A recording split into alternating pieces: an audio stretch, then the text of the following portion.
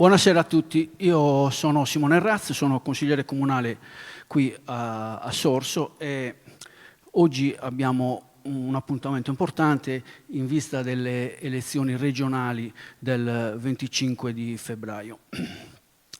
Abbiamo la presenza di uno dei 4 candidati alla presidenza della regione.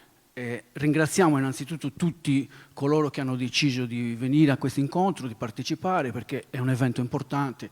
Non è facile in questo territorio garantire una presenza, quindi innanzitutto vi ringraziamo di cuore veramente. Poi ringraziamo Renato per aver deciso, aver voluto una tappa qui in territorio di Romangia.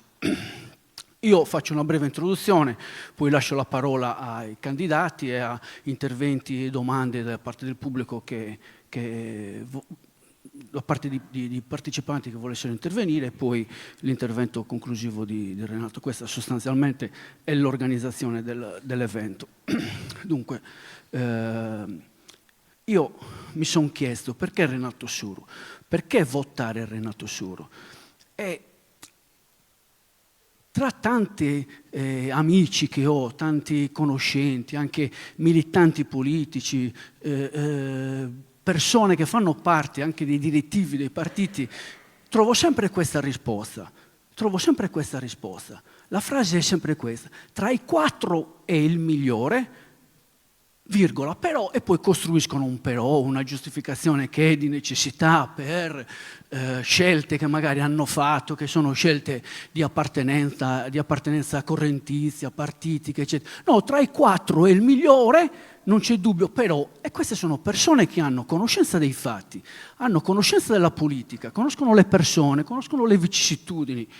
E se queste persone mi danno questa risposta, tra i 4 è il migliore, vuol dire che c'è una valutazione dei programmi, della prospettiva, della visione per il futuro, che è certamente la migliore tra le 4, certamente quella più approfondita, una capacità di creare discussione che gli altri 3 contendenti non hanno, e quindi loro arrivano a questa conclusione: no, tra i 4 è il migliore, però poi magari, siccome sono dirigenti di partito, eccetera, si costruiscono una giustificazione. Allora, questa frase, tra i 4 è il migliore, però abbiamo fatto altre scelte, però io faccio altre scelte, che cosa ci restituisce? Ci restituisce, secondo me, un problema di classe dirigente. Un problema di classe dirigente, perché se la classe dirigente non lavora per trovare la soluzione migliore, a che cosa lavora? A che cosa ha lavorato? Che cosa ha cercato la classe dirigente? I partiti che servono per selezionare la classe dirigente di questo paese, che cosa ha fatto? Cioè, a quale soluzione ha lavorato se non lavori per la migliore soluzione, quella che tu ritieni la migliore soluzione? Non ci lavori e lavori ad altro e poi ti trovi delle giustificazioni che servono perché hai delle appartenenze, eccetera. Allora, questo da parte di chi ha conoscenza dei fatti, da parte di chi ha conoscenza delle persone, delle esperienze, dei programmi, delle visioni. Poi c'è un mondo che magari è ancora indeciso, un mondo che ancora deve approfondire, un mondo che in questi 10 giorni di campagna elettorale, al quale io dico: informiamoci, nei profili social dei candidati, di tutti e 4 candidati, c'è tutto, perché sono state fatte decine di incontri, non da queste 2 settimane di campagna elettorale, nelle quali sono stati scritti i programmi, non in queste 2 settimane, ma in questi mesi sono stati fatti incontri in ogni angolo di quest'isola. In ogni angolo di quest'isola, su tutti gli argomenti, troverete video, troverete approfondimenti, troverete discussioni dalla sanità all'abbandono dell'entroterra, alle problematiche sui trasporti, troverete tutto. Quindi io invito chi ha remore, chi ha titubanze, ad andare a approfondire. Informiamoci. Informarci non è mai abbastanza, quindi secondo me chi si informa farà la cosa migliore, e lì nei profili c'è tutto sui programmi. I programmi veri sono quelli degli incontri fatti con i cittadini in mesi e mesi di approfondimento sul territorio delle questioni, perché poi ho visto che Renato, se voi parlate a Renato dell'Asinale, lui sa già, ha già una conoscenza delle cose. Io non so gli altri candidati se sanno qualcosa dell'Asinara o se la mettono in piedi così a un abbozzo in campagna elettorale, giusto perché devi. E questo, lasciamelo dire Renato, la profondità della visione che c'è ora non c'era neanche nella precedente esperienza che ha portato te alla vittoria. È naturale, perché se uno studia un giorno non è come uno che ha studiato un mese, quindi è naturale che ci sia così. Però c'è una profondità, un'analisi delle problematiche in ogni angolo dell'isola che la volta precedente non c'era. Questo io sento di dirlo, quindi questa è un'occasione. È un'occasione ed è un'occasione vera, perché le risorse che arriveranno nel prossimo quinquennio sono tantissime, però non ci dimentichiamo che quest'isola è già stata obiettivo 1, poi una volta obiettivo 2, poi un'altra volta obiettivo 2, ora ritorno a obiettivo 1, quindi le risorse ne sono arrivate, e però noi abbiamo visto che il divario tra il nord e il sud del paese fino alla fine degli anni 2000 è diminuito, dall'inizio degli anni 2000 ripreso a crescere, nonostante quell'ingente massa di risorse che è caduta anche nel Mezzogiorno. E allora c'è un problema di qualità della spesa pubblica. Perché è evidente che se quella spesa non è produttiva, non produce occupazione, dove va a finire? Allora che cosa vi proporranno in quelle campagne elettorali, in quei video che voi avrete la possibilità di vedere sui profili dei candidati? Spesa corrente. Vi propongono spesa corrente. La spesa corrente è spesa per stipendi. La spesa corrente pubblica è spesa per stipendi, tolte qualche partita di giro, è spesa per stipendi ed è spesa intermediata dalla politica. Ed è quella spesa improduttiva, quella spesa che l'Unione Europea non vuole, quella spesa che non crea occupazione, quando qua il dato è carenza di spesa per investimenti. Carenza di spesa per investimenti che impedisce al paese, alla realtà locale di crescere, di trovare una via di uscita dalla povertà e dalla carenza di reddito. Quindi voi pensate che ormai la Regione Sardegna ha più operai che funzionari. Quindi è come se fosse una spugna, la spesa corrente, una spugna per alimentare potentati elettorali che poi sono tipici nelle aree di crisi, di difficoltà, dove c'è carenza particolare di lavoro, lì poi, guarda caso, ci sono potentati elettorali, l'intermediazione del politico di turno, però nonostante quello abbiamo difficoltà a trovare, come dire, una via d'uscita, una valvola di sfogo per provare a creare un po' di reddito. Questo è un territorio che ha visto qualche decennio fa la presenza del petrolchimico su Porto Torres. Su quella vicenda, semplifico velocemente, ci sono grosso modo due opinioni.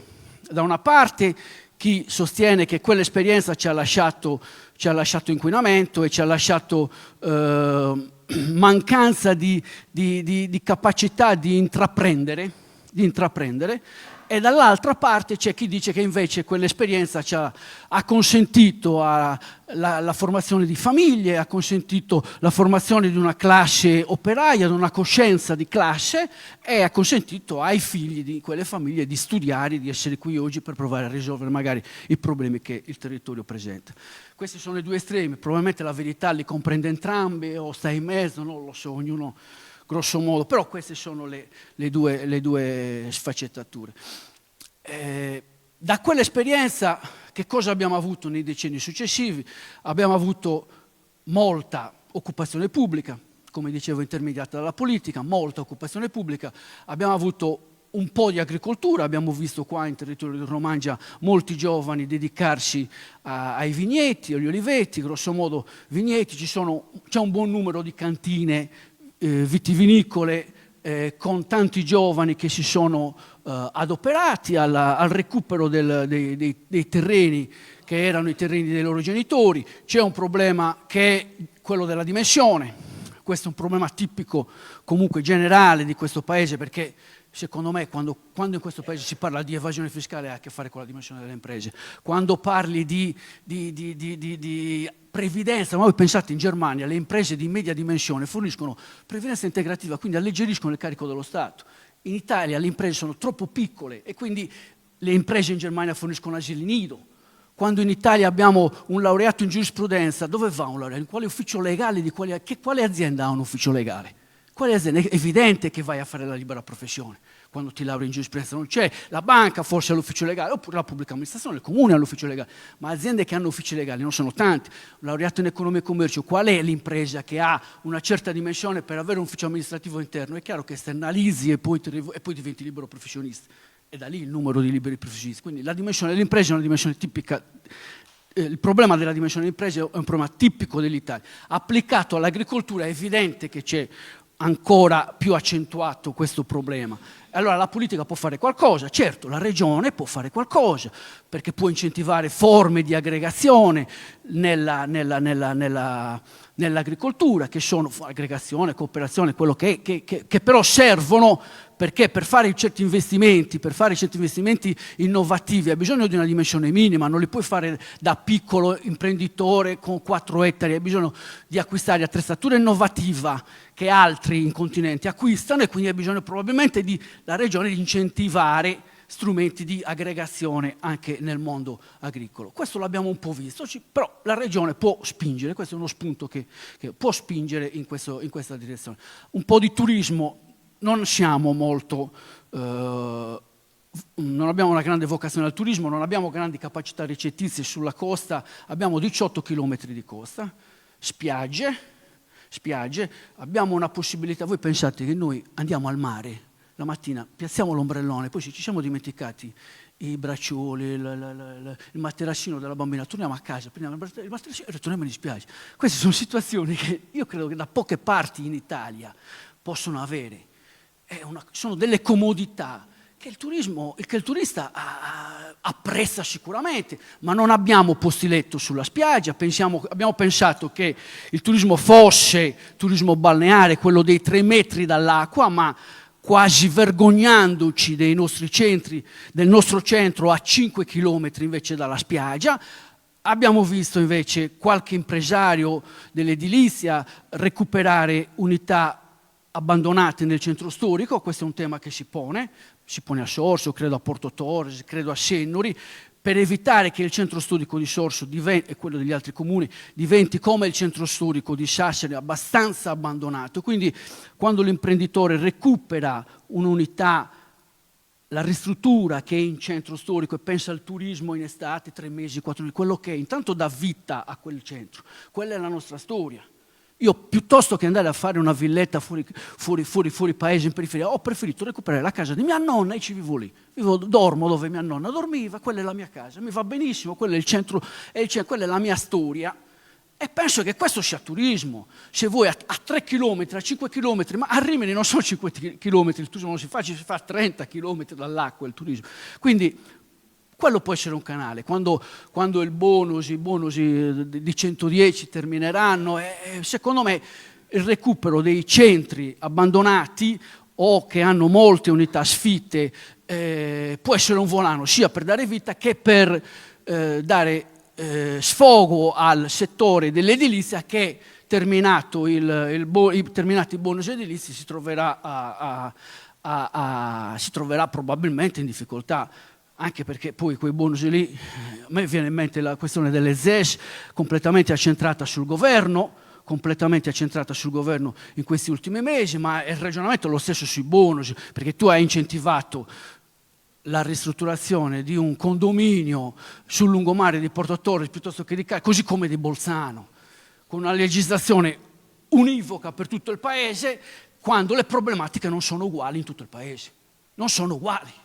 Poi l'effetto è quello di avere il 6% di unità recuperate e basta, quindi con lo stesso principio questo governo ha centrato tutta la politica delle ZES, e a Porto Torres si vedeva qualcosa nascere con le ZES nel recupero di alcuni capannoni abbandonati dietro il porto, eccetera, eccetera. Oggi la situazione è bloccata perché questa situazione di accentramento crea indeterminatezza dal punto di vista delle procedure e non consente di andare avanti, quindi le imprese stanno attendendo l'evolversi della normativa. Questo accentramento ha creato, come dire, uno stallo. Qualcuno diceva in questi giorni non si vive di solo turismo, c'è bisogno di industria.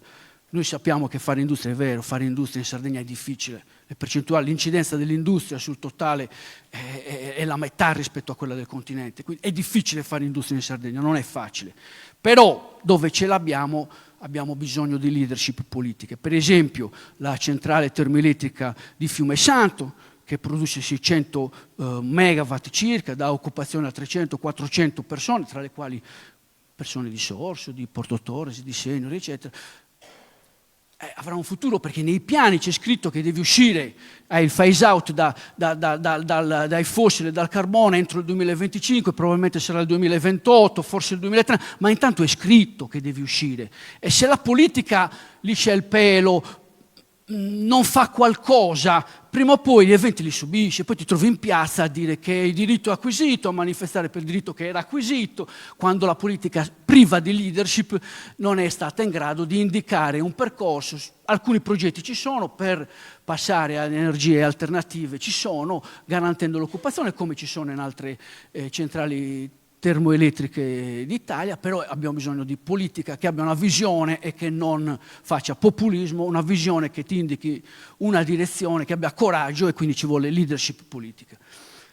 Questo grosso modo mi sentivo di rappresentare così in linea generale, e poi nello specifico dare alcuni elementi, alcuni spunti sulla situazione locale.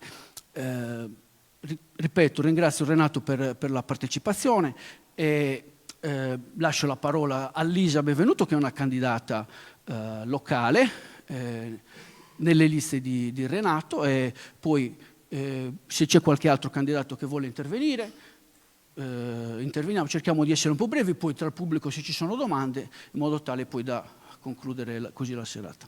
Grazie. Grazie. Grazie Simone, io sono Lisa Benvenuto, sono candidata con Progetto Sardegna, sono sassarese, ma da un anno sono residente a Sorso. Sono residente a Sorso, sono arrivata a Sorso 2 anni fa, sono arrivata a Sorso per lavoro, ero funzionaria al turismo e alle attività produttive e ho scelto di vivere qua, di comprare casa qua, perché riconosco l'altissimo potenziale di questo territorio. Simone ha fatto una panoramica grande e importante, io sarò breve su un passaggio, per tutti i punti del programma li racconta sicuramente in maniera più profonda Renato. Non so se Renato è mai stato qua.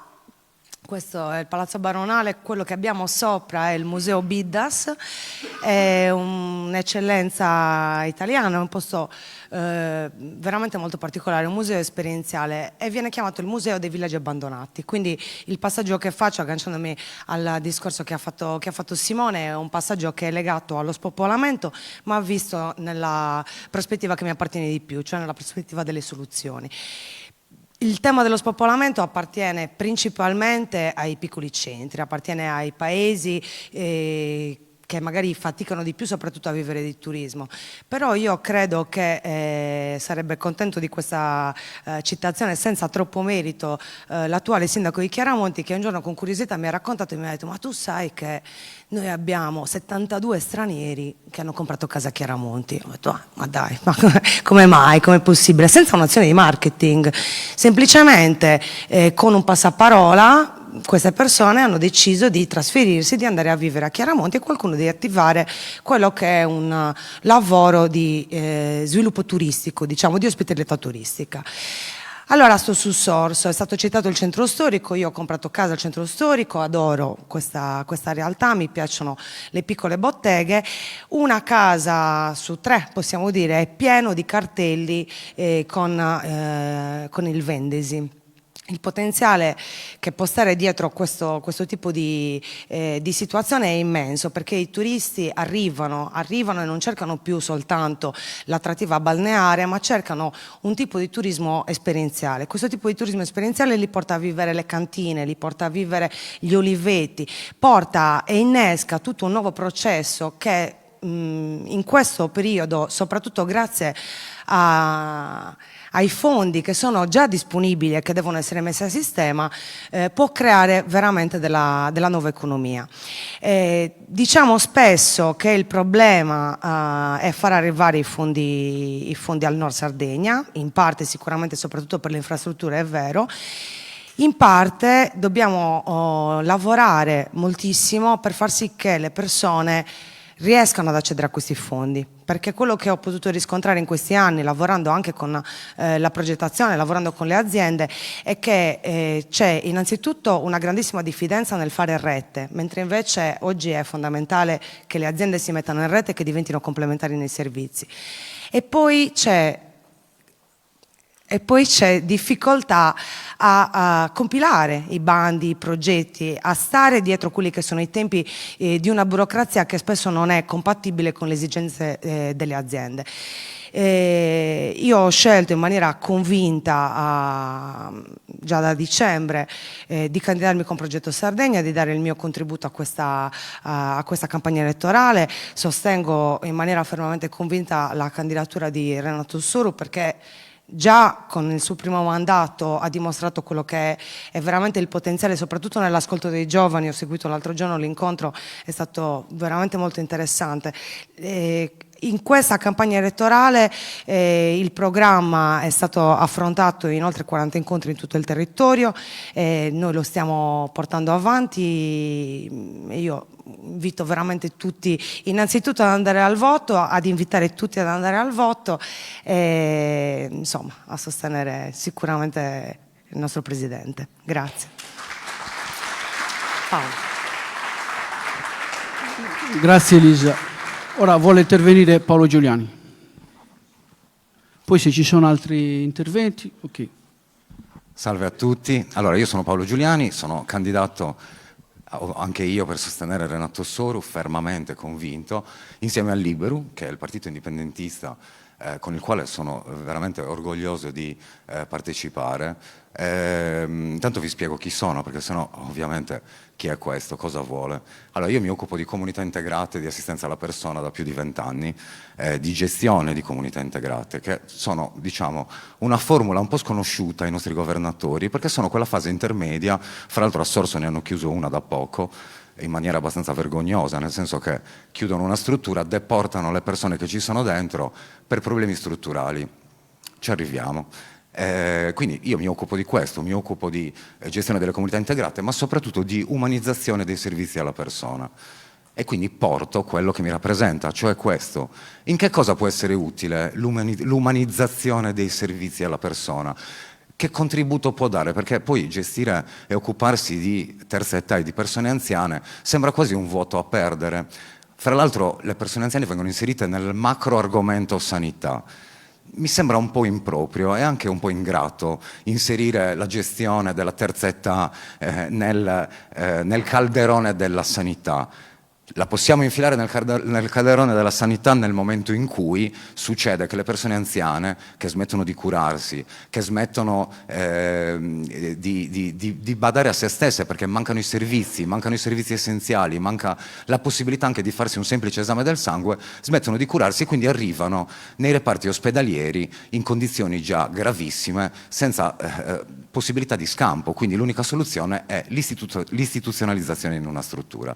Io penso che la gestione della terza età sia anche un indotto economico importante, perché crea microeconomia, perché dai lavoro a un sacco di persone e perché la gestione della persona anziana non è necessariamente una gestione che deve avvenire in una struttura dove le persone vengono inserite anche loro malgrado molto spesso. Devo darvi questa notizia, perché spesso e volentieri i parenti, i familiari si ritrovano in situazioni talmente gravi, talmente poco gestibili, che sono costretti letteralmente a metterli in una struttura. E qui nasce il problema. Come fai a inserire un tuo familiare in una struttura quando la retta minima è di 2.000 euro? Quando il livello di povertà in Sardegna sta raggiungendo dei picchi elevatissimi? Quando la media dell'età sarda è di 47 anni? Questo vuol dire che qua dentro noi fra 10, 15 anni, 20 anni ci ritroveremo senza avere posti dove stare, posti dove vivere una vecchiaia in maniera autodeterminata, dove possiamo decidere noi qual è il giusto approccio per le nostre cure. Invece che cosa succederà? Succederà che noi finiremo tutti in un calderone in cui ci saranno persone che decideranno per noi e noi non avremo più possibilità di scegliere qual è la via migliore. Allora, io vorrei dire questo. Iniziamo a ragionare sul fatto che la Sardegna ha una popolazione molto anziana, mancano strutture, mancano proposte per la terza età, mancano centri diurni. Adesso dico, un paese come Sorso chiude una comunità integrata e portano tutti gli anziani residenti a Sassari. Per carità, adesso ci potevano essere 1000 problemi strutturali, ci potevano essere problemi di ogni genere, ma tu non fai una deportazione del genere senza neanche preoccuparti di cosa possono pensare o volere queste persone. Io penso che se noi non risolviamo immediatamente questa situazione, ci ritroveremo da qui a 20 anni con un'emergenza gravissima, perché saremo noi i vecchi di domani. Quindi noi oggi possiamo anche fare finta di non voler pensare all'argomento vecchiaia che ci riguarda tutti, ma noi domani ci ritroveremo, se continua questa situazione, che Renato Soru ha provato a suo tempo, perché io sostengo Renato Soru non perché è bello o perché è simpatico, io sostengo Renato Soru, no, per carità, poi magari avrà anche il suo fascino, però scusate, io sostengo Renato Soru perché, e non mi stancherò mai di dirlo, nel 2007 iniziò un progetto di riqualificazione delle figure professionali che si occupano di assistenza alla persona, quindi gli operatori sociosanitari, gli infermieri e le infermiere, gli educatori e le educatrici, grandi sconosciuti e fondamentali. Iniziò un progetto di riqualificazione che poi è finito nel niente. Noi oggi ci ritroviamo senza infermieri, con operatori sociosanitari trattati come carne da macello, le persone anziane che non hanno diritto di replica e vengono inserite qua e là secondo le emergenze del momento, perché sapete che in emergenza tutto è concesso. Quindi, non lo so, se vogliamo cambiare questa situazione e migliorare la microeconomia locale, noi dobbiamo iniziare a pensare a dei posti dove far lavorare le persone e far stare bene le persone a noi care e le persone sole della terza età. Grazie. Grazie. Ci sono domande dal pubblico? Qualcuno ha qualche domanda da fare? Prego, brevemente per cortesia. Prego. Io faccio parte...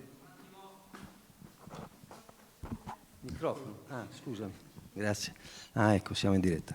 Buonasera, io faccio parte, sono Mario, di un comitato, neocomitato della NURA per quanto riguarda la speculazione energetica.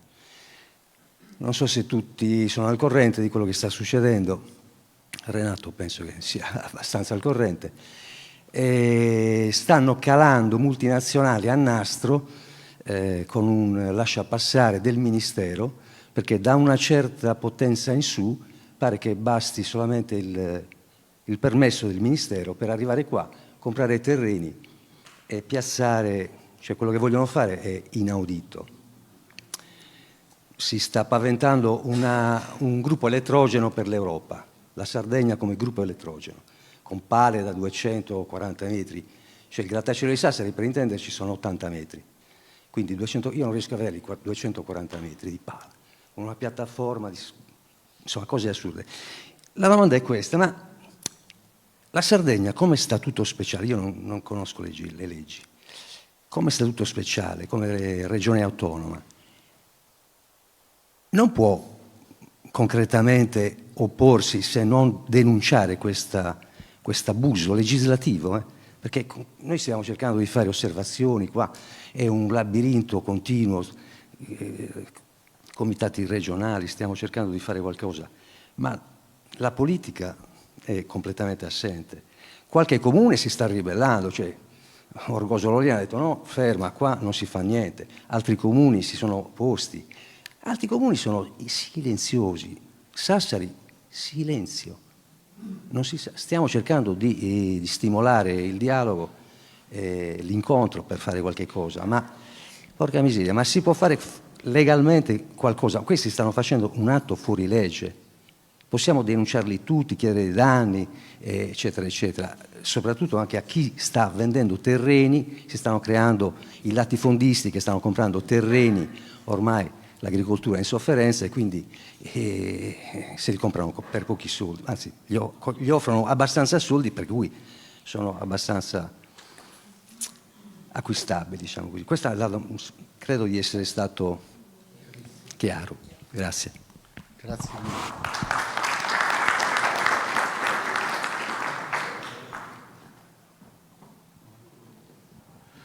C'è qualcuno che vuole fare qualche ultima domanda? Altrimenti consentiamo a Renato di fare l'intervento conclusivo. Ok? Grazie.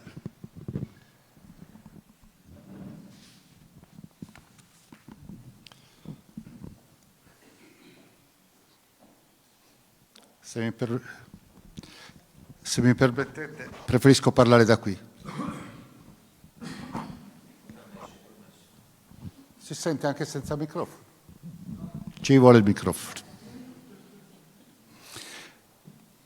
Beh, intanto grazie a tutti quelli che hanno organizzato, grazie ai candidati di Libero, di Progetto Sardegna, che hanno fatto una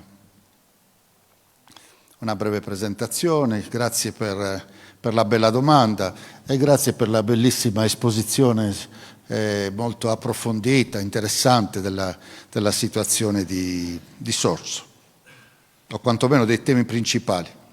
Grazie a tutti voi per essere venuti e venute a scambiare un po' di pensieri insieme.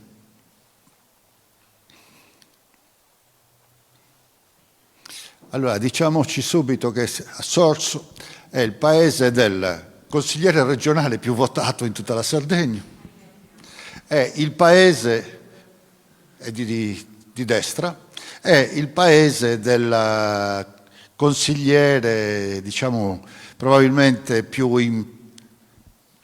con maggior sostegno da parte invece del PD e quindi della lista che sostiene la candidatura di Alessandra Todd. Quindi abbiamo due pezzi da 90 qui a Sorso. Cosa siamo venuti a fare? Siamo venuti a testimoniare una terza possibilità che riteniamo invece sia la possibilità migliore. La possibilità, una possibilità diversa rispetto all'estremismo della destra che si ripresenta con una certa sfacciataggine, direi, a chiedere di poter governare per altri 5 anni in Sardegna, è una possibilità diversa rispetto a un altro estremismo che è quello dei 5 Stelle, della demagogia, dell'ambiguità di chi una volta governa con Salvini, poi vuol governare con la sinistra, poi governa con Draghi e poi però fanno finta di essere sempre quelli venuti dal nulla, che non hanno nessuna responsabilità, che sono gli unici onesti, che non hanno mai toccato nulla. Sono quelli che hanno governato di più negli ultimi anni. Sono quelli che hanno governato con tutti negli ultimi anni, gli unici. Però sono senza responsabilità. Però non sono responsabili di nulla, sono solamente capaci di accusare gli altri con un atteggiamento giustizialista, con un atteggiamento violento verso chi che sia. E davvero mi stupisce che il PD abbia deciso di rinunciare a se stesso, di rinunciare a un proprio programma, a una propria proposta politica, a una sua identità chiara, per andare a rimorchio di un'avventura che non li porterà da nessuna parte. E infatti sono preoccupatissimi in questo momento, sono in caduta libera in tutti i sondaggi, sono in caduta libera, lo vediamo, nelle discussioni di ogni giorno, non sono un'alternativa alla destra. Oggi l'alternativa alla destra è un'altra ed è quella di cui vorrei parlarvi un pochino oggi. Intanto un'alternativa alla destra, perché? Vabbè, non ci perdo molto tempo. Questa destra dove ha portato alla cancellazione dei diritti in Sardegna, il diritto di curarsi, l'ha appena riassunto molto bene.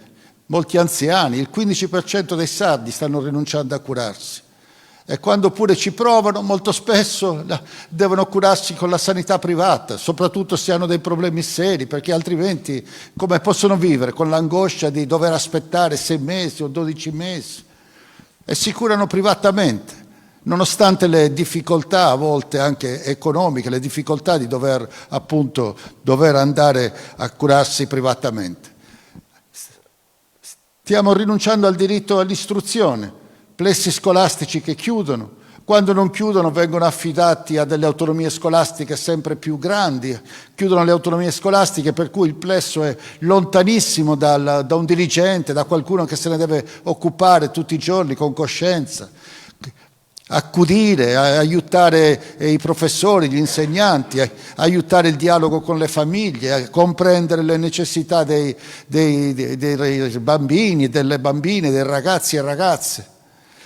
Abbiamo perso il diritto alla mobilità. Voi conoscete tutte le difficoltà di questi anni nell'ottenere un minimo di garanzia nei trasporti aerei. Abbiamo perso la continuità territoriale fin quando ce ne hanno dato una minuscola, quasi invisibile, una continuità territoriale solamente per Roma e Milano, e l'aeroporto d'Alghero si è dovuto accontentare di una compagnia, che speriamo che ci dia tutte le garanzie, ma certamente è una continuità territoriale fatta minuscola e a pezzettini. Negli aeroporti grandi c'è una maggior garanzia, negli aeroporti piccoli addirittura la gara è andata vuota una volta e poi si è dovuti accomodare diversamente. Per non parlare della continuità territoriale marittima. È da 15 anni che si poteva ottenere e chiedere la continuità territoriale marittima. Oggi ne parlano, ma nessuno ha speso una parola su questo tema.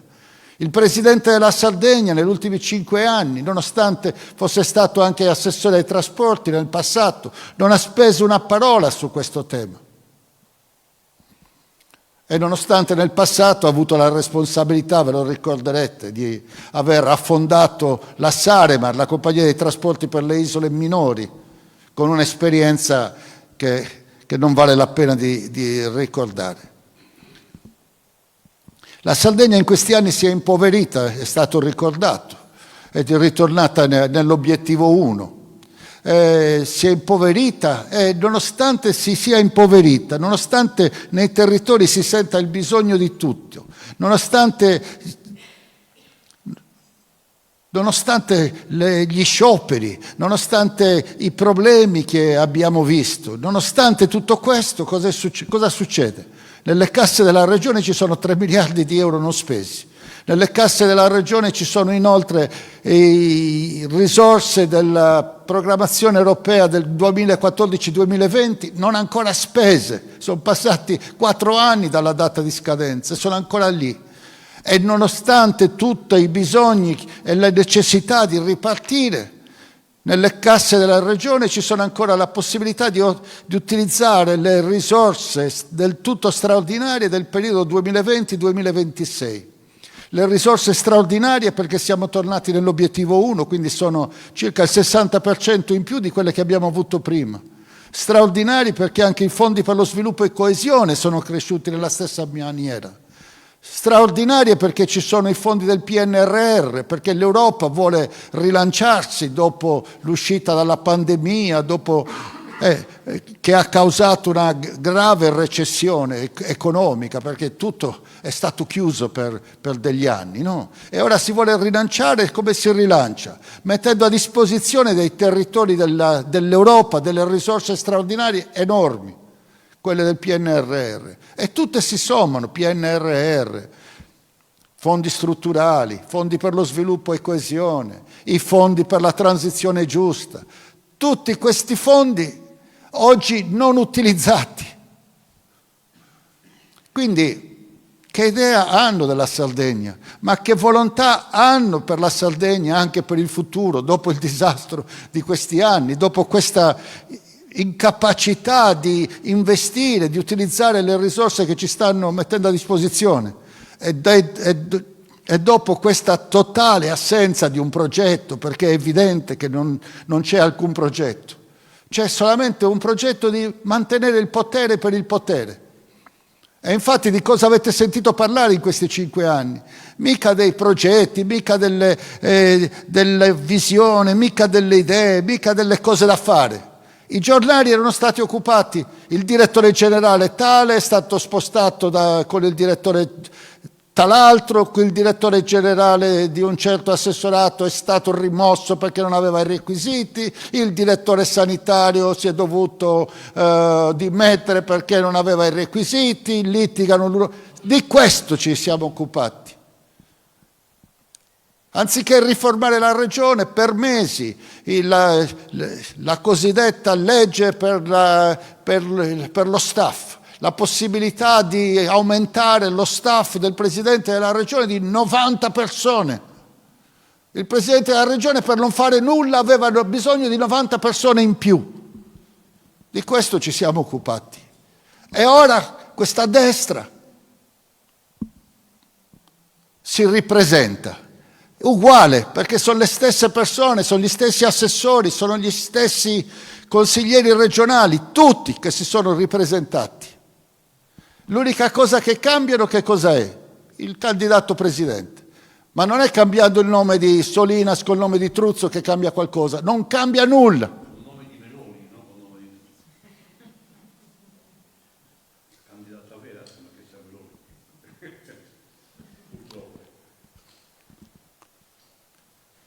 Io dico che è candidato Truzzo per oggi. Oggi è candidato Truzzo.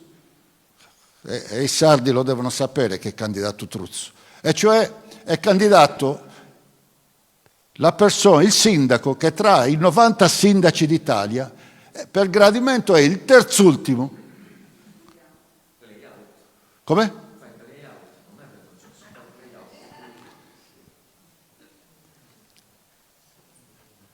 Non lo so che cosa facciano, però la proposta della destra in questo momento è di sostituire il presidente meno gradito d'Italia, quello che è l'ultimo in classifica, nella classifica dei presidenti di regione per gradimento, l'ultimo in classifica col terzultimo sindaco d'Italia. Questo è l'unico cambiamento, prendere l'ultimo e sostituirlo col terzultimo. È evidente che la Sardegna ha bisogno di una proposta diversa, ha bisogno in questo momento storico di un'idea di governo diversa, di una classe dirigente diversa. E in questo momento continuo a girare con sempre più entusiasmo, perché devo dirvi che l'unica possibilità di battere la destra è la nostra, perché la Todde non è gradita ai sardi, non è gradita ai sardi, il suo gradimento sta scendendo ogni giorno e ormai è distanziata, mentre noi siamo vicini, abbiamo la possibilità di batterlo. E questo dobbiamo fare, lavorare fino all'ultimo giorno per batterla questa destra e mandarla a casa. Perché ci interessa mandarla a casa? Lui ha riassunto molto bene. Dov'è rispetto a questi temi? Ieri o l'altro ieri ho fatto un dibattito pubblico, o meglio un incontro, eravamo all'Associazione degli Industriali. E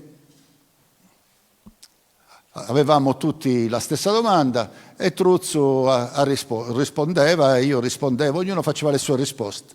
E mi hanno chiesto sul piano paesaggistico regionale che cosa intendete fare? E Truzzo ha subito detto cambiarlo.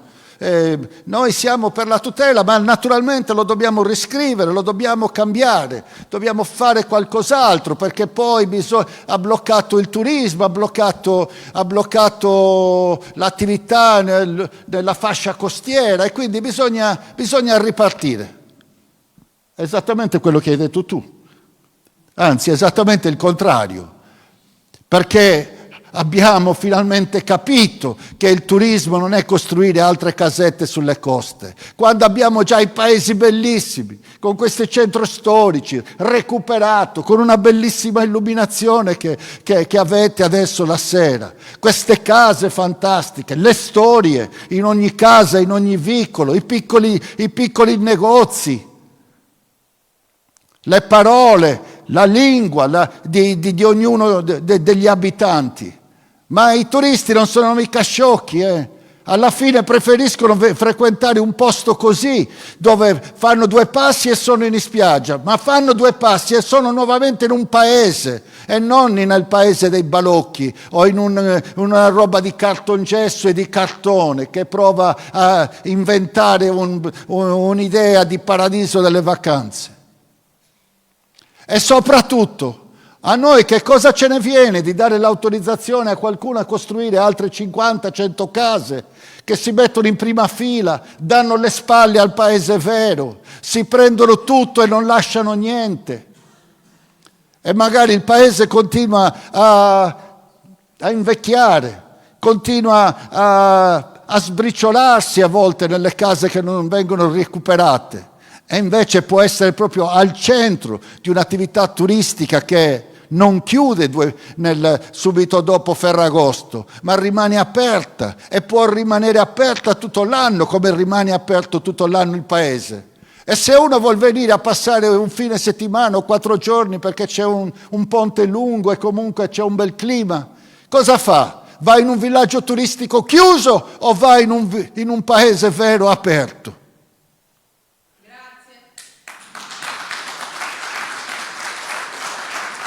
E quindi è proprio un'idea diversa, sbagliata, antica che ancora propongono, proprio del passato. Anziché comprendere gli errori del passato, sono ancora lì, nell'idea di liberi tutti. Nell'idea di liberi tutti, ma liberi di far che cosa? Di continuare a consumare il suolo agricolo, di continuare a consumare il paesaggio, di continuare a consumare bellezza e opportunità di una crescita vera, però una crescita armoniosa, fa crescere l'attività turistica, fa crescere il paese, fa crescere il recupero, fa crescere la vita di tutti i giorni. E sono ancora lì. Casomai chiediamoci perché in questi anni non hanno ancora approvato il PUC qui. Perché non hanno approvato il PUC? Perché i recuperi si stanno facendo, ma si farebbero più velocemente, più facilmente. Tutto sarebbe facilitato con l'approvazione del PUC. Ancora, il candidato presidente dice il PPR bisogna sistemarlo, modificarlo, perché è impossibile approvare i piani urbanistici comunali. Noi a Cagliari ci abbiamo impiegato 5 anni per fare il piano urbanistico comunale. Di fatto ha ammesso che i piani urbanistici si possono fare col PPR, perché se si fa con 5 anni il piano urbanistico comunale della più grande città della Sardegna, di Cagliari, 5 anni per fare il PUC di Cagliari. Quanti anni ci devono volere per fare il PUC di un paese di 8.000 abitanti, o 9.000 come Cabras, o 15.000 come il vostro? Quanti anni ci devono volere? Chi non fa il PUC è perché non lo vuol fare. E comunque non lo vuol fare perché aspetta qualcos'altro. Perché anni fa gli dicevano non fate, aspettate che tanto cancelleremo il PPR, no aspettate perché tanto faremo col piano casa, faremo qualunque cosa, invece non è così, tanto perché il PPR è stato ormai, verificato in centinaia di ricorsi al TAR, al Consiglio di Stato e ha avuto alcune sentenze anche della Corte Costituzionale, quindi è un caposaldo del governo del territorio in Sardegna ed è stato un caposaldo del governo del territorio, un esempio fuori dalla Sardegna. Ma non lo cambierà più nessuno perché ormai è nella coscienza dei cittadini della Sardegna. C'è sempre qualcuno che ha un'idea diversa, ma la grande maggioranza dei sardi oggi sentono che le cose sono cambiate, che la natura va rispettata, che la bellezza va rispettata, che c'è una possibilità diversa di fare turismo. Il turismo non è edilizia, a favore di pochi e a sfavore di tanti. A favore di pochi oggi e a sfavore di tanti oggi e domani. Questo ormai l'hanno capito tutti, tranne i dirigenti politici di destra che continuano magari ad accarezzare i desideri di qualcuno. Per questo dobbiamo batterla questa destra, e non dargli la possibilità di continuare a far danni nei prossimi 5 anni. Avete parlato di transizione energetica dell'eolico. Che cosa sta facendo la destra per combattere questo assalto, questa orda barbarica che si vuole rubare tutto, prendere sole e vento e non lasciare nulla, e non lasciare nemmeno lavoro, e non occuparsi nemmeno di quello che sarà non solo la transizione energetica, ma la transizione dei lavoratori. Cosa andranno a fare quei lavoratori delle centrali che chiudono, se non c'è una transizione energetica governata che pensa a trasformare l'energia, ma anche a trasformare, nel senso rioccupare diversamente,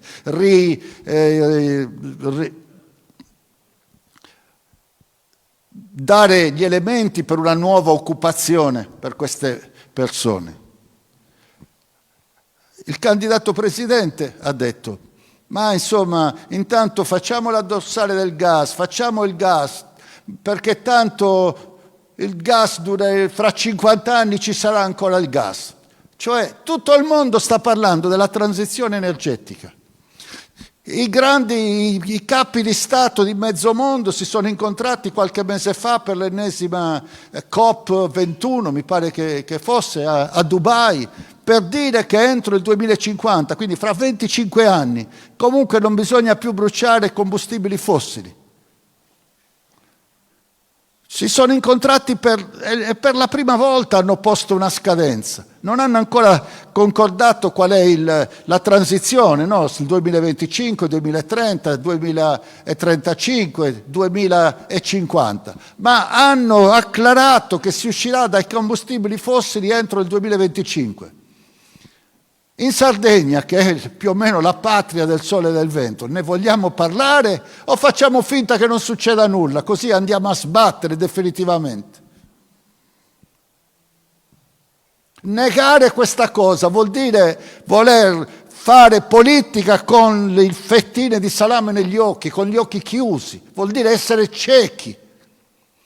Possiamo dare la Sardegna da governare ad un presidente cieco che non vede quello che sta succedendo? Io gli ho detto: guarda, se nel 2050 ci sarà il gas, considera che non ci saranno più gli esseri umani, perché saranno tutti spelacchiati, tutti bruciati e tutti con l'impossibilità di respirare verso la cappa di anidride carbonica che abbiamo. Guardate che cosa è successo in pochi anni. Guardate che cosa sta succedendo nel cambiamento climatico, nelle temperature, nei fenomeni meteorologici, nei disastri ambientali che contiamo anche in Sardegna, ma di cui ci dimentichiamo troppo presto e di cui non ci stiamo occupando, no? Se non stiamo aggiornando il piano d'assetto idrogeologico, non stiamo facendo le opere di messa in sicurezza, continuiamo a discutere di quale sia il progetto migliore che serve esattamente per non fare nulla, come si discute di quale sia il piano urbanistico comunale migliore in maniera da non farne neanche uno. La destra non ha un progetto per la Sardegna e quindi va sostituita e bisogna continuare a parlare, anche se qui c'è il consigliere regionale più votato. Anche qui chi va a votare è il 50% delle persone, perché il più votato di tutti qui, o la più votata di tutti, è l'indifferenza. L'idea che non si possa cambiare nulla, quello è il più votato di tutti. L'idea che tanto siano tutti uguali, che tanto non cambia nulla, che tanto è così e rimarrà così. Quello è il più votato di tutti e bisogna andare a parlare con quelli e dirgli: guarda che non è così, guarda che c'è un'occasione importante. Non solo, le cose possono ancora peggiorare, perché la sanità di oggi è peggiore di quella di 5 anni fa ed è peggiore di quella di 10 e di 15 anni fa. E le cose possono ancora peggiorare. È peggiorata la scuola, è peggiorata la continuità territoriale, le cose possono peggiorare. Persino la democrazia può peggiorare, non è per sempre, va difesa da Giorgia Meloni, va difesa dal presidenzialismo, va difesa dall'autonomia differenziata, dall'idea di dividere e spaccare l'Italia in due parti. Le cose possono peggiorare, ma possono anche migliorare se lo vogliamo. Non è una condanna alla povertà, non è una condanna al ritardo di sviluppo di cui parlava prima, non è una condanna che le cose debbano per forza andare male e peggiorare. Peggiorano per causa nostra. Noi abbiamo tutto in Sardegna perché le cose possono andare meglio, per governarla meglio questa Sardegna e per cogliere le opportunità del tempo di oggi. Quello che succede è che in questo momento, in questo preciso momento, in questi mesi, in questo anno, la Sardegna ha delle opportunità che non ha mai avuto nella sua storia. Io non voglio entrare nel fatto, ho le mie idee, le ho esposte pubblicamente, ma adesso non voglio fare la storia del petrolchimico di Porto Torre, se sia stato un bene o è stato un male. È stato e oggi c'è e dobbiamo governare il fatto che c'è e come uscire da quella storia e come pulire e bonificare l'ambiente e come far ripartire quelle aree industriali, che sono aree industriali, non sono parcheggi per pannelli fotovoltaici. E devono attirare industria manifatturiera che fa lavoro e non solamente la polvere sui pannelli fotovoltaici senza lavoro. Non voglio entrare appunto nel merito delle decisioni degli anni 60, come è arrivato il petrolchimico. È arrivato col piano di rinascita. Il piano di rinascita, l'investimento straordinario per la Sardegna e l'idea che si potesse ripartire con un qualche modo. Il piano di rinascita diceva certe cose, poi però è intervenuto lo Stato e ha deciso dopo 2 o 3 anni cose diverse. Perché lo Stato? Perché il piano di rinascita, l'articolo 13 del nostro Statuto, cosa dice? Un intervento straordinario dello Stato con il concorso della Regione. Un intervento straordinario dello Stato con il concorso della Regione. E cioè era lo Stato a comandare. La Regione poteva fare una piccola parte. Era lo Stato a comandare e a un certo punto ha detto bene, il nostro progetto di sviluppo per la Sardegna come per tutto il Mezzogiorno è quello della grande industria. Le partecipazioni statali portano la grande industria, oppure i grandi contributi in conto capitale fanno arrivare la grande industria. E così è nato Porto Torres, così è nato Tana, così è nato il petrolchimico di San Roque e così via in Sardegna. L'idea dello Stato è la grande industria che veniva da fuori dalle nostre capacità, le nostre competenze, il nostro sapere del tempo, la nostra capacità di governarla, quella roba lì. La novità di oggi è che l'industria del futuro, anzi l'industria di oggi, non è più quelle robe così grandi. Tra le prime aziende nel mondo non ci sono quelle cose così grandi, quelle cattedrali, fumaioli. Ci sono ingegneri, informatici, creativi, musicisti, servizi, dove la cosa più alta è una scrivania alta 90 centimetri. L'industria di oggi, il lavoro di oggi nasce dal sapere, dalla conoscenza, dall'intelligenza, dalla creatività. E quella ci può essere in Sardegna come altrove. L'intelligenza nostra è uguale a quella degli altri, la dobbiamo magari educare, arricchire, alimentare con una scuola migliore invece che con la scuola che sta chiudendo. E quindi rispetto al passato abbiamo le risorse di oggi, le risorse diciamo umane che nel passato non avevamo. Le competenze che nel passato non avevamo, persino le risorse finanziarie, perché questa volta non sono nelle mani dello Stato, lo Stato con il concorso della Regione, questa volta sono in grandissima parte risorse europee che sono messe a disposizione della nostra Regione e quindi sono nella nostra responsabilità, le dobbiamo spendere noi, dobbiamo decidere come spendere noi e dobbiamo guidare noi, non c'è nessuno che ci sottrae questa responsabilità come nel passato. Infine, le risorse sono 3-4 volte maggiori di quelle che erano state messe a disposizione per la rinascita che poi ha portato a Porto Torres e tutto il resto. 3-4 volte maggiori di quelle risorse che comunque hanno sollevato la Sardegna dalla miseria, hanno portato l'acqua, le fogne, le strade, le prime scuole nei paesi. Con quelle risorse la Sardegna è rinata effettivamente, ma si è fermata dopo qualche decennio e si è fermata a un livello ancora di povertà rispetto alle altre regioni, a un livello di ritardo di sviluppo, di ritardo nella qualità della sanità, della qualità delle infrastrutture, delle opere pubbliche, di tutto. Ora abbiamo la possibilità di fare un altro salto, di farlo con maggiori risorse e di farlo totalmente nella nostra responsabilità e di farlo in una maniera che non è estranea a noi, alle nostre capacità, alla nostra storia. Non è la ciminiera di Porto Torres arrivata all'improvviso. È un'industria, ci dice l'Europa, innanzitutto della qualità ambientale. Ci dice questi soldi li dovete investire per la cosiddetta transizione verde, investire in forestazione, investire in agricoltura verde, in agricoltura di qualità, in agricoltura che arriva fino a produrre cibo riconoscibile, garantito. Ci dice investiteli nella digitalizzazione. Quante persone già oggi lavorano in questo campo in Sardegna, a Sassari?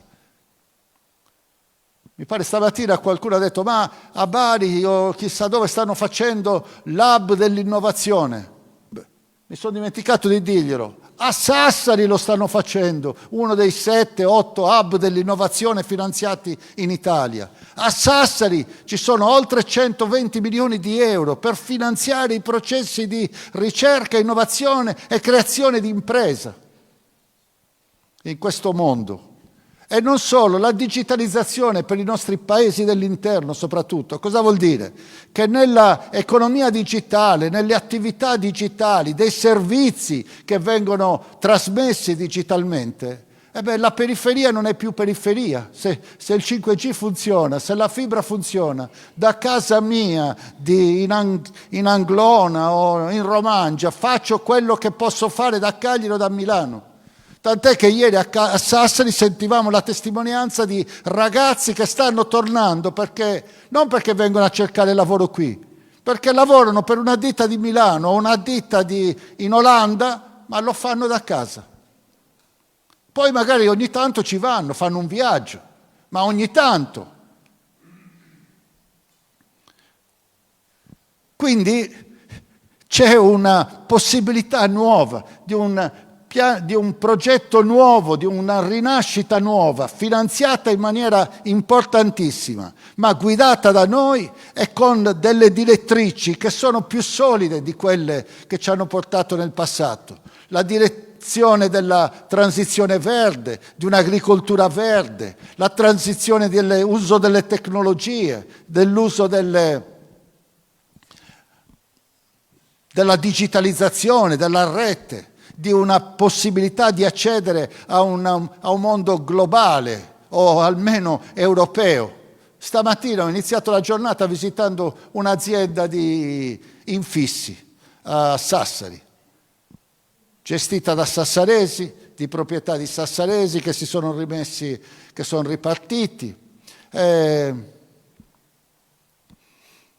Hanno 120 operai, non sono in cassa persone, non sono in cassa integrazione, stanno lavorando bene. Vendono in Sardegna meno del 20% di quello che producono. Dire che fanno infissi è riduttivo. Producono tecnologie dei serramenti, di verande, di qualunque cosa, ma le progettano. Ne fanno i prototipi, li disegnano loro, li costruiscono, si fanno fare i profilati sul loro disegno anziché pagare le royalties a quelli degli altri. E come vendono? Come fate a vendere? Facciamo il nostro marketing digitale. facciamo il marketing digitale, le persone alla fine ci contattano, poi li chiamiamo al telefono e alla fine facciamo un contratto. E poi gli mandiamo i serramenti e gli mandiamo anche il montatore, perché il nostro montatore di Alghero li monta meglio e conosce meglio i nostri prodotti e il lavoro finito è migliore. A me questa cosa mi è piaciuta moltissimo, perché vuol dire, quando uno dice la Sardegna deve vivere di solo turismo, ad Alghero d'inverno ci sono 120 persone che non lavorano nel turismo. Quindi vuol dire che se c'è l'iniziativa, creatività, tecnologia, modernità nel marketing, si può fare la manifattura in Italia, in Sardegna. Si può fare. E loro mi hanno detto, ma noi certo abbiamo un maggior costo di trasporto, l'abbiamo calcolato, è tra il 5 e il 6%, però siamo bravi, siamo efficienti, lo recuperiamo. Certo, se c'è la continuità territoriale merci e magari quel 5% diventa 2 o 3, è molto meglio. Ma si può fare manifattura.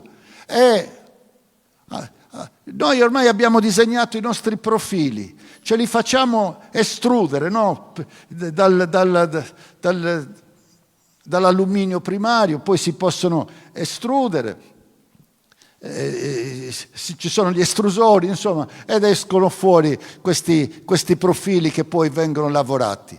Il che vuol dire che se l'alluminio viene prodotto dall'Alcoa a Porto Torres, a Porto Vesme, se l'alluminio viene prodotto lì, potrebbe essere finalmente non più l'alluminio primario che poi viene subito spedito fuori e non lascia pochissimo, non crea un'economia di lavorazioni secondarie e terziarie.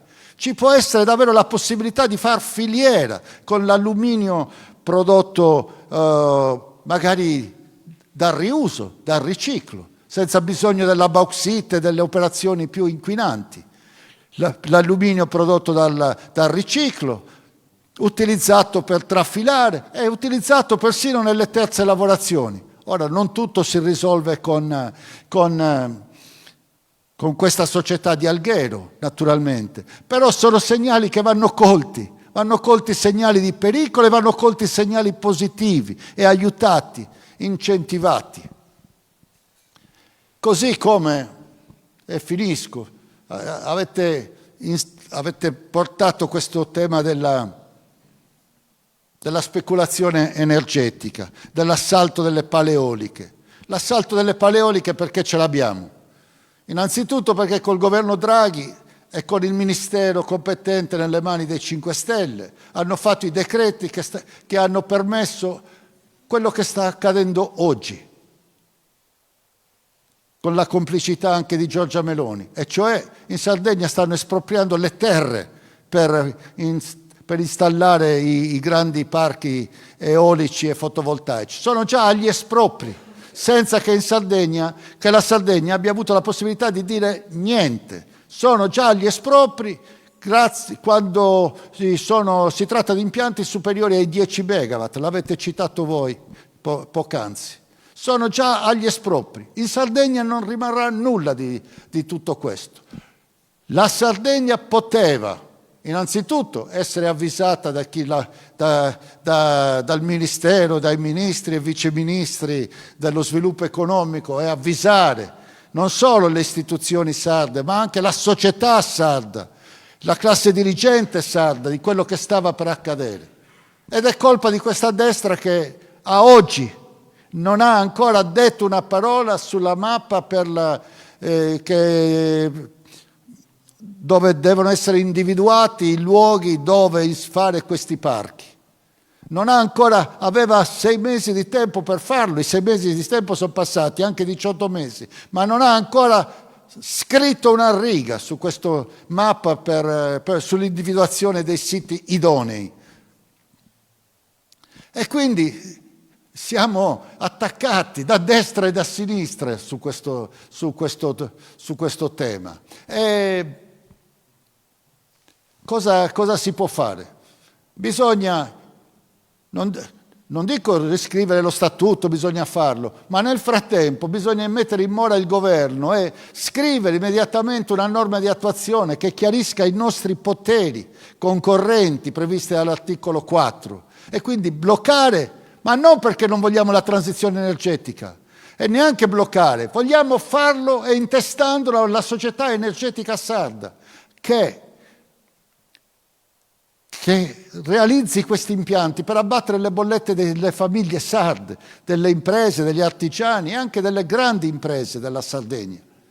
L'Alcoa potrà produrre più facilmente se può anche lei utilizzare risorse e energia rinnovabile. L'impresa di stamattina che ha bisogno di estrudere l'alluminio lo farà in maniera molto più conveniente se ha energia rinnovabile a disposizione. Magari il costo dell'energia che risparmia vale persino di più della differenza di costi di trasporto. Per cui possiamo avere una diseconomia, ma una maggiore economia con l'energia gratuita a bassissimo costo. Per questo bisogna fare in fretta e guidarla, governarla questa transizione energetica. Governare la chiusura della centrale a carbone, deve essere chiusa entro il 2025, ci passerà un altro anno, ma deve essere chiusa. Magari viene trasformata a gas per qualche anno, sì, ma deve essere chiuso anche quello. E questa transizione va fatta recuperando il personale e non perdendone neanche uno. A Porto Torres, per parlare della nostra zona industriale, è stato presentato da poco il nuovo piano industriale, diciamo, dell'area, che prevede la restituzione delle aree dall'ENI, la quale sta facendo persino la voce grossa. Se n'è andata, ha chiuso tutto, ma vuole mantenere la proprietà di quell'area per paccheggiarci pannelli fotovoltaici. Quindi ci vuole una grossa forza anche della regione a sostegno dell'area industriale affinché chieda il dovuto all'ENI e gli presenti il conto affinché smetta queste prepotenze. Quelle aree devono essere usate per nuova industria. E c'è per esempio l'industria dell'economia circolare che è nel loro obiettivo, recuperare tutto e riutilizzare tutto. Può essere l'alluminio, può essere il vetro, può essere tutto quello che stiamo recuperando ma rimandando fuori. Noi spendiamo i soldi per differenziare e recuperare, poi lo regaliamo alle piattaforme continentali che lo riusano, gli regaliamo ricchezza. C'è la possibilità di sviluppare, come vogliono, un'economia dell'idrogeno, legata quindi alla produzione di energia rinnovabile, ma che non venga poi subito trasferita fuori, che produca idrogeno e questo idrogeno quindi immagazzini l'energia che poi possa essere distribuita in Sardegna affinché tutti abbiano la possibilità di utilizzare energia pulita e a basso costo. Quindi c'è un'idea nuova, totalmente diversa di Sardegna che vogliamo costruire e che possiamo costruire. E lo dobbiamo fare perché è un'opportunità da non lasciarsi sfuggire. Risorse,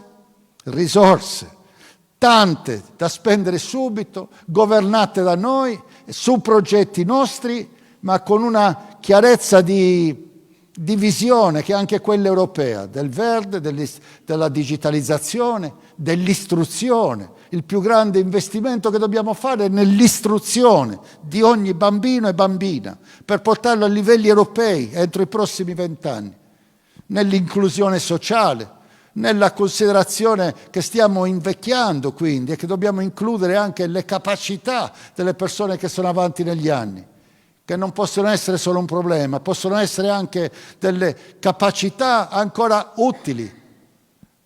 E comunque siamo noi tra un po' di anni. E di questo occorre tenere in grandissimo conto. E non arrivare all'ultimo, quando saremo impreparati, come è stato ricordato poco fa.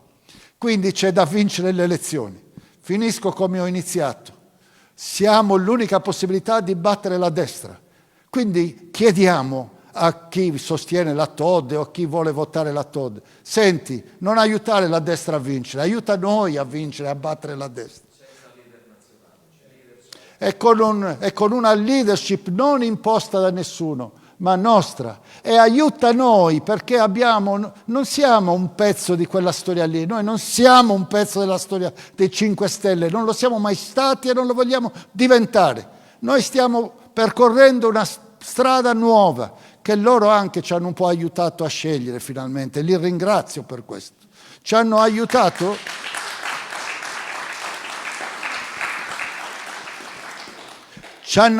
a comprendere che la politica in Sardegna non può essere subalterna della politica nazionale.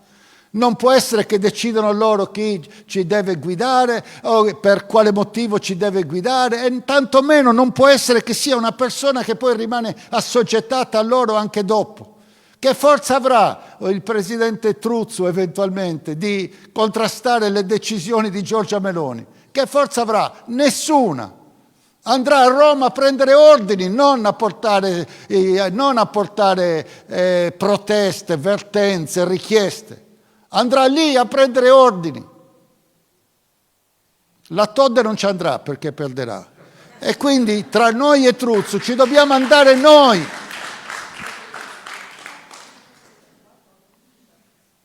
Per finire, dico a voi quello che ho detto poco fa anche a Tula. A voi non devo chiedere il voto perché siete già tutti qui per votare, ma vi devo chiedere un'altra cosa importante invece, di mobilitarvi. Non abbiamo bisogno di voti, abbiamo bisogno di mobilitazione. Abbiamo bisogno di persone che si sentono parte di questo progetto e che si vogliono impegnare e che abbiano la forza, la volontà, proprio l'entusiasmo, come abbiamo noi, di parlare con il partito di maggioranza relativa, gli indifferenti. Dobbiamo parlare con il partito di maggioranza relativa, quelli che non sono informati, quelli che sono vittime anzi delle bugie, della disinformazione. Dobbiamo parlare con quelli che tanto non cambia nulla, li dobbiamo proprio portare al voto. E allora vinceremo anche a Sorso, nonostante i potentati di qualunque tipo. Vinceremo a Sorso come vinceremo in Sardegna.